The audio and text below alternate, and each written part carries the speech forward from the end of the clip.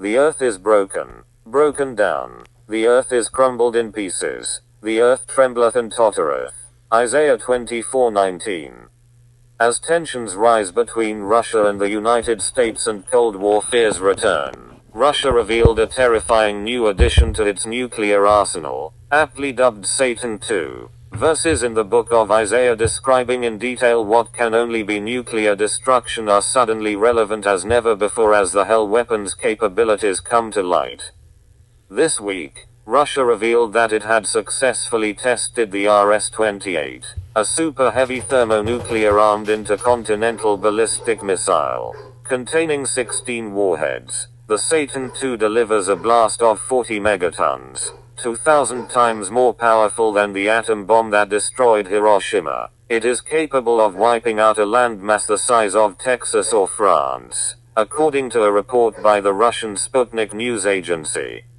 The delivery system has a range of over 6,000 miles at 4.3 miles per second, putting the east and west coasts of the US within range. There are plans to incorporate Project 4202, a Russian hypersonic glider warhead carrier that can deliver the nuclear payload at an astonishing Mach 7, or over 5,300 miles per hour. It is doubtful that existing missile defense systems can cope with a threat traveling at such speeds.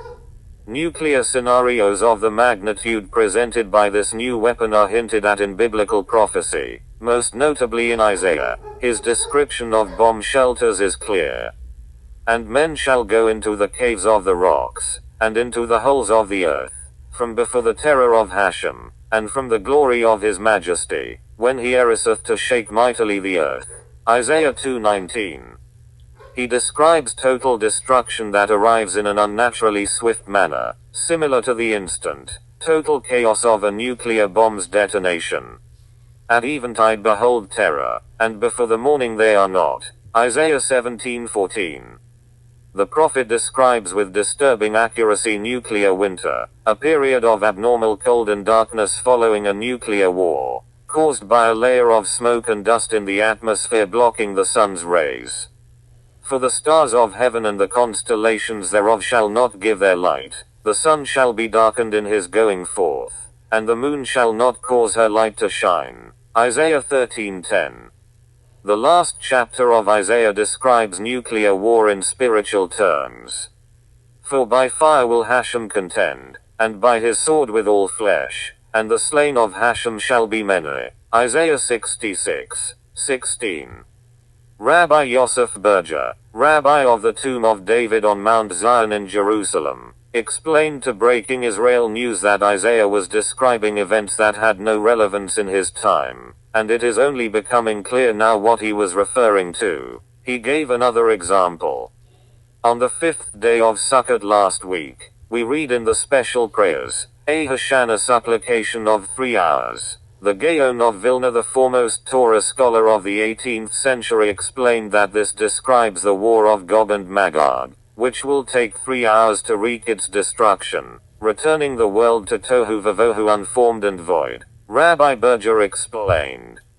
At the time he said this made no sense. Men did not have the ability to destroy the world, or attack distant enemies on a massive scale. Rabbi Berger explained. It was inconceivable that a war could be waged in 3 hours. The Gaon of Vilna was describing a situation that is only beginning to make sense now.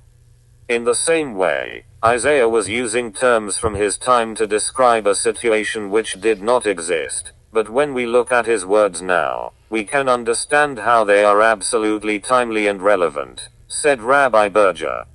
Also, the motivations that would bring a country to create such a destructive weapon were inconceivable just a few generations ago. He continued. All this is possible to understand through prophecy, which sees this as part of a bigger picture, as the will of God. All the things the prophets wrote about, we are only beginning to see now as the precursor to the Messiah.